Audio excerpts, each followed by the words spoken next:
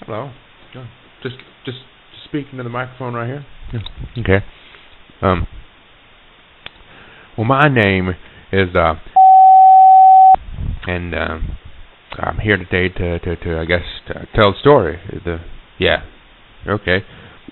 Um. Well. Um. Back in the late '90s, I used to be a delivery truck driver. For the company, and I worked out in the West Desert of Utah, and I used to service the machines that were out in the very isolated western communities there, right by the Nevada border. They're literally dozens of miles away from even the county seat, and I had some weird experiences, which I guess this is why I'm here today. But a little closer, Mike. Okay. But I think it was like I said, it was late '90s. One night or afternoon, I was going out there on my regular delivery run. You know, I went through Corinne, as a town on the way out there, and I was heading on the way out to a little place called Park Valley. And Park Valley is just really in the middle of nowhere. It's an unincorporated community, just kind of south of the Sawtooth National Forest there by the Idaho border. And like I said, I was going out there. There's a couple machines. There were a couple machines at the time there, and there was a couple in the nearby. What's the word? Mail centers, post offices. You know, and basically the only post office serviced the whole area. You know, and I would go out there and regularly change these things out. You know, collect the money, put in new product. You know, check how the machines were doing. If they were broken, make note of it. I did a little bit of maintenance if I could repair it, but basically, I mean, that was it, you know. I did not drive a large truck, you know. I had just a little panel truck, basically, because it's only a few machines. But it was always an interesting job, you know. A lot of time spent alone, a lot of driving in the middle of nowhere. But I'm getting off track. I'm looking for pretzels, by the way. One night, one afternoon, I was going out there too. Like I said, the Park Valley machine, and I was just enjoying the sunset to the west. There are a lot of mountains, but it's also quite flat because you know it's basically desert out there. Nothing but desert, sagebrush.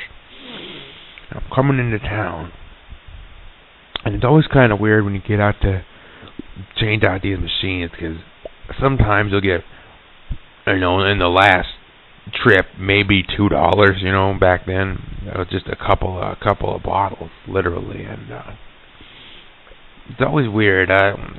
My mind got filled with the thoughts that this ubiquitous corporation has a fine, high, state-of-the-art machine, even in the middle of pissant nowhere, you know, and it was kind of funny to me that Pepsi was out there, but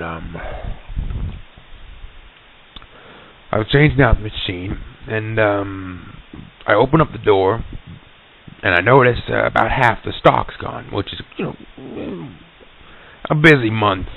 Maybe once or twice in my whole career in this machine, or really any of the machines here, did I see it totally empty. It's about half to 3/4. It's a busy month, you know. And this thing was half empty. I was surprised, and I open up the cash box, and the cash comes out. I mean, I don't count it, but I look at it, and I know there's not enough coins there for how much is gone. So, I'm thinking, well, geez, great. Middle of nowhere, someone's stealing out of the machine, which is a pretty easy crime to commit, because no cameras, no one's going to see or care. You could literally carry off the whole damn machine, and no one would know until I came back, and would either replace it, or they wouldn't. There would be no investigation, no point in getting the sheriff on it. Well, whatever. I cleared it out, put in some new product, checked the old product, made sure the machine was running, it was doing all right, and I got back in the truck, and then I started on my way to the next machine, which is a couple of towns over, which I make it sound like it's far ways away, maybe about 5 miles away. It's really not far at all. But I get over there, going over to the next town, check the machine, normal. Check the other machine, normal. They're all normal there, and the rest of my route was normal that day, if I recall correctly. But the machine in Park Valley there, it is on the front of this. It's a somewhat new building, kind of made to look old style. There's not many like town buildings there. The main street's probably about, I don't know, 2 football fields long if you're lucky, and there are fields right behind the buildings there, and the one road that branches north off from Main Street is just gravel. It's nothing but gravel, but it didn't really feel like a ghost town, like a creepy kind of place where you think things like this would happen. I guess I'm getting ahead of myself. You like, okay? Let's see. Then it was the next month after that I noticed something kind of weird was happening. It was the next month. I came out there again, and I opened up the machine, and all the stock is gone this time. And right off the top of my mind, I'm thinking, there ain't no way there's going to be enough money for this. So I get out the key, open the cash box, pull it open, and it just dumps out quarters this time. Someone paid for it all this time. But when I close it, I check the light, and the light's out. Burnout's happen often, but all it needs is a new bulb to place in. So I pop it open, take out the old bulb, and I get one of the bulbs they give me. And don't worry about that. Okay. Take out one of the old bulbs they give me, put in the new one, flip it on, check the light. Light works just fine. And I get on my way. Then I'm putting away the coins. Basically you slide out the box. And back then we used to dump the box in a sack. Basically, I think they have it a little better now. And you open up the door, and then a box comes out. And in that box are the coins. And I'm dumping them out. Some of these coins are just really, dirty and old. And it doesn't matter. I can't lose my job now. I don't work there anymore. But you're not only supposed to look at the money. You know what I mean? But these look so old and stuff. I started looking at them and looking at the dates on them and stuff. You got quarters from the 40s, from the 50s. Really old quarters, very dirty. And I was thinking someone must have dug up an old can of buried money out there, and they went out they went out and spent it all on some soda pop. Over the period of time between the check-ins. And I thought it was kind of funny, but like I say, I get in there. I'm getting distracted again. I get on my way.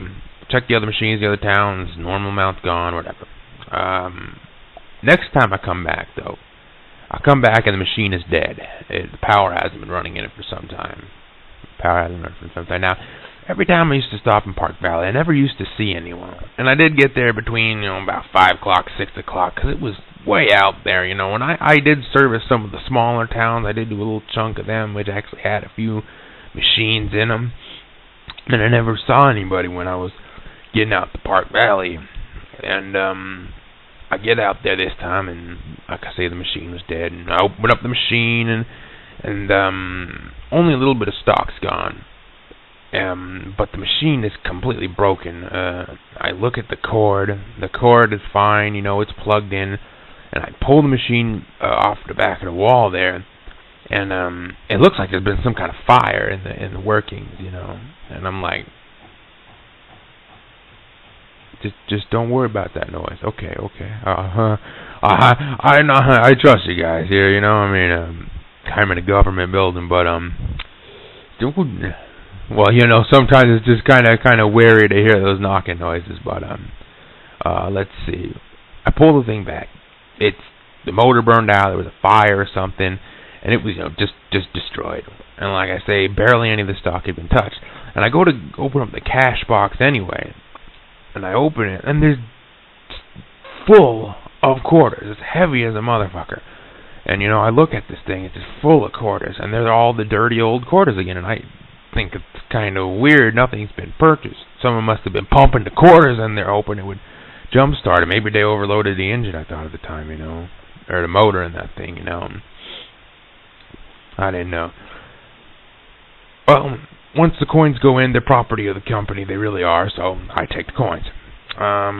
Then, I write down maintenance. This machine is dead, and we need a new machine out here. Get it out here if you can. And I go to my next stop down there, the next town over, and everything's normal again, normal rates. I don't remember anything interesting about how much was gone, but when I was on my way, this time, because sometimes I take a long turn off, and it kind of takes me a little bit longer to get back to town, and it was getting dark out, and I just didn't feel like taking the long way, so I doubled back, and I went along the road I came. And I come back, and probably about 8 o'clock at night now. It's pretty dark. And I'm driving up through Park Valley again. I look over to my left, and damn it if that machine isn't sitting there, light on, glowing away like it's working. So I stop the car, the truck. I stop it, shut off the engine. I get out, and I walk on over there and take a look at it. Like I say, whenever I'm out here, there's no one around. It is dark. It's quiet. I couldn't hear nothing but the night, like I couldn't hear nothing but the crickets, the nighttime sounds. Then I look at the machine. I open it up, and I'd taken out the old product because it had all gone bad anyway. And what's funny? I kind of considered just leaving it there on the porch, whoever might come by. I don't know how long it's been out. It's real warm, but it wasn't the dead of summer, so I didn't think it boiled or anything or gone bad.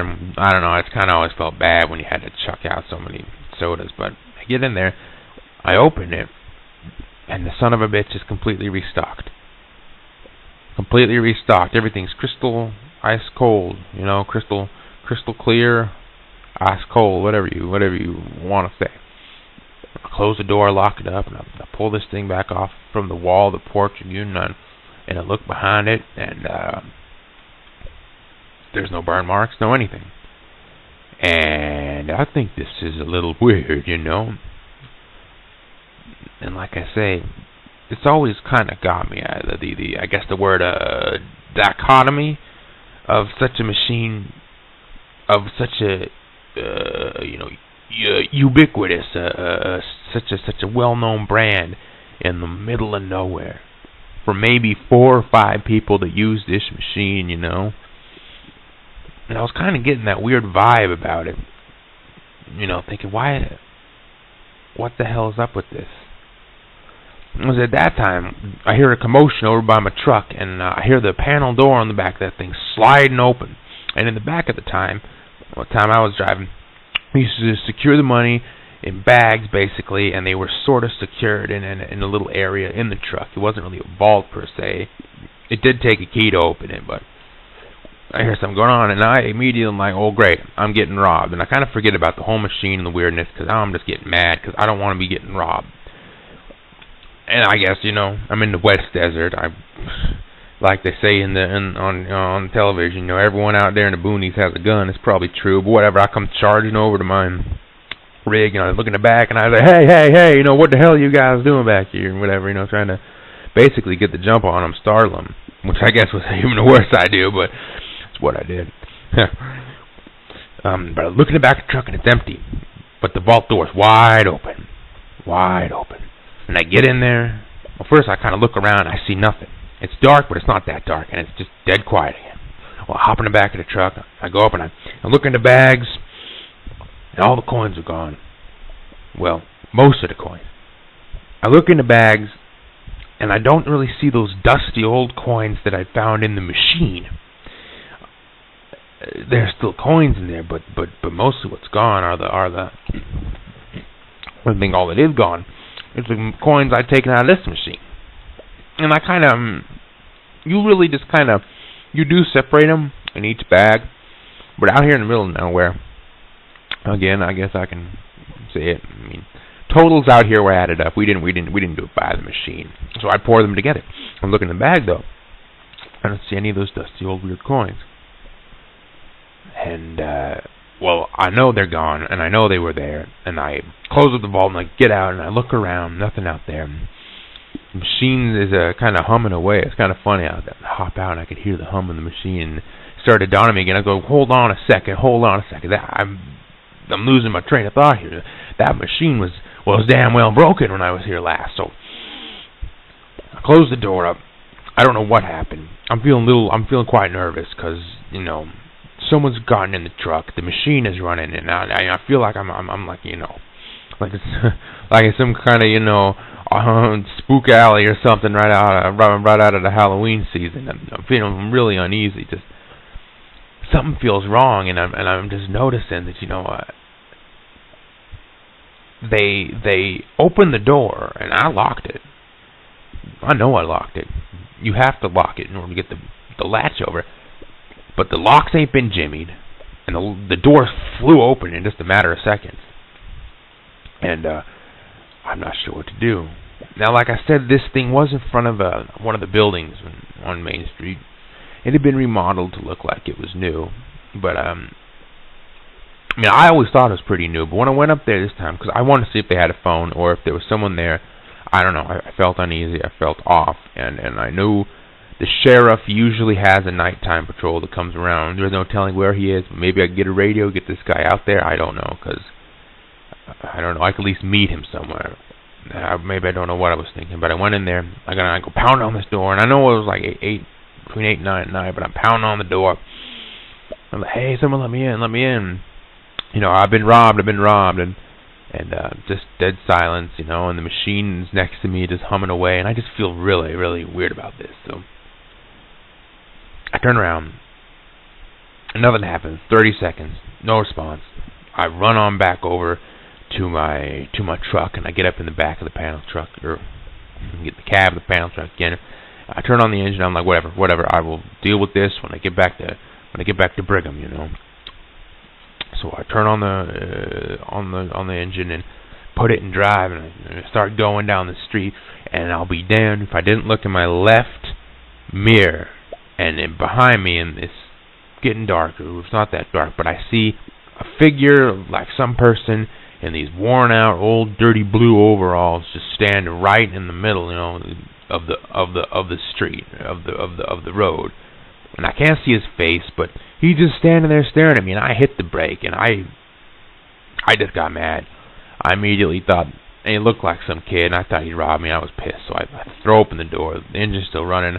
I guess you could say I was a bit of a hot shot, But I get out, and I'm tearing up towards the kid who's still standing there when I have the door open, and I just start screaming out, "Did you rob me, you little son of a bitch? Were you the one that robbed me out here? I should kick your ass. I should whoop your ass. I should find your mom and dad. What the hell you think you're doing, robbing me out here?" And he looks up at me, and this kid has his face is dark and covered in shadows, but I see his eyes, and it's just like, this is where it starts to get a little weird. But I'm gonna tell you everything. He didn't look like he had any eyes. He just looks up at me. And I'm just taken aback for a second. I don't back down. I don't run off, but I just kind of lean back, just I lean up off him. I was charging, and then I stop, and he looks up at me, and I just got them goosebumps, It was like the cold breeze was coming across me, but the air was, just still as could be, and I could hear the hum of the machine. I remembered that, but the insects are a little quieter, and it just feels darker all of a sudden. And he looks up at me, and he says in this very deep voice, it just seemed far too deep for me. He said, the machine was broken. I put my money in it, but the machine was broken. And I'm kind of like thinking in my mind, yeah, it was, and I don't really know what to say. I do admit I'm a little embarrassed how taken aback I was. That's why I feel a little silly about making this whole report with you guys, because I think I just was getting a bit of the heebie-jeebies that night. But anyway, I don't say anything. And he says, I took my money back because I didn't get any soda. And I said, well, that may, I mean, I kind of stuttered, but I finally got a little bit out. I said, well, once the money goes in the machine, it's mine. He says, but you didn't, no, he said, but I didn't get any product or something like that. I don't know, I was kind of sweating at this point. I only remember really well the first thing he said, and then the last thing he said to me, which is coming up. I get ahead of myself. But he says, like, I didn't get any product, I needed my money back. And I started to kind of argue with him, and then he said, but I made a fair trade. I fixed your machine. And then it kind of hits me. I'm like, you fixed my machine? Or the machine, not my machine, but you fixed it? He says, yes, don't let it happen again. He says, don't let it happen again. And I just kind of, I don't know what to think. And like I said, I couldn't see his face too well.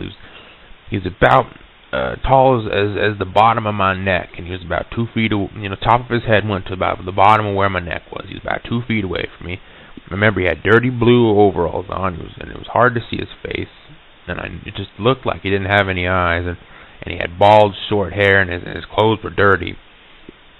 And he says, I really like the soda.